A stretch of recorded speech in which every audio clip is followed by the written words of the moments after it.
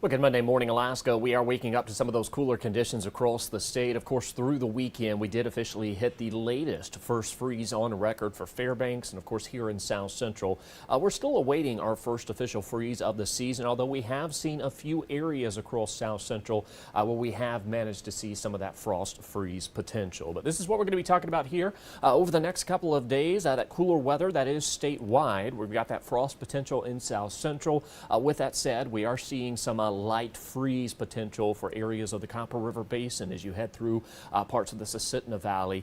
This is where we are going to still favor at least some overnight lows dipping down near or slightly below freezing. And we did wake up this morning to areas of the Parks Highway where those temperatures were sitting near freezing. 38 in Anchorage, 28 degrees in Golcana. We're even seeing areas of southeast where temperatures have managed to drop down into the 30s through the overnight hours. Notice out west and locations along the slope where we are seeing those temperatures dipping down into the 20s. Portions of the Brooks Range seeing some teens, and we are still holding on to some light areas of flurry potential for locations along the slope and into the interior. But for the most part, this week is going to provide a lot drier weather for the vast majority of this state. With that said, we're still going to be watching some rain that's going to spread through from the west as we welcome in the coming days, but largely expecting those drier conditions. You can see multiple areas of low pressure, most of those really out towards the Aleutians, and of course we've got that lingering area through the Gulf Coast region, which will continue to favor some of those rain showers out towards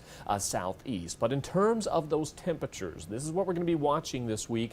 If you live north of the Alaska range, this is where we're going to see some of those cooler conditions.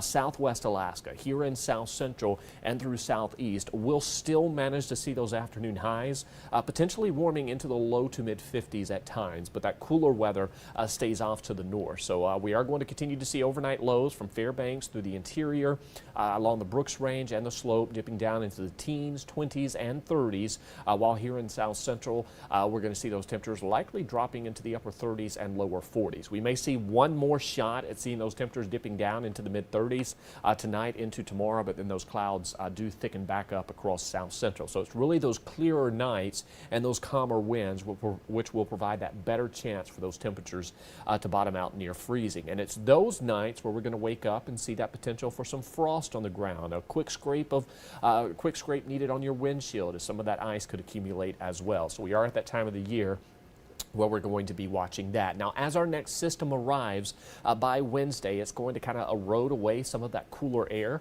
and we'll actually begin to see some warmer conditions building back in across the state. Fairbanks, you're going to see that more so into the night as those overnight lows gradually warm back above freezing.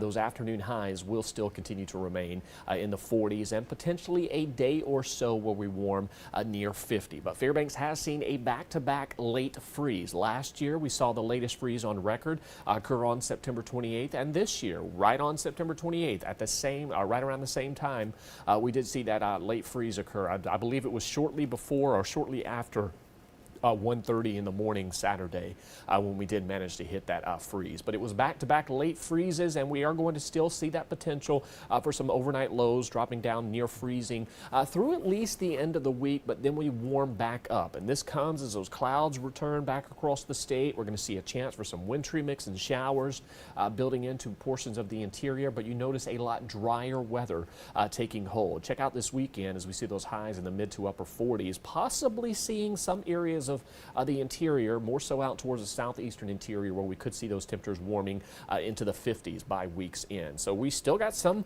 of that fall pleasant warmth. We also have some of that drier weather, but we are going to still be watching some of those rain showers for southeast today.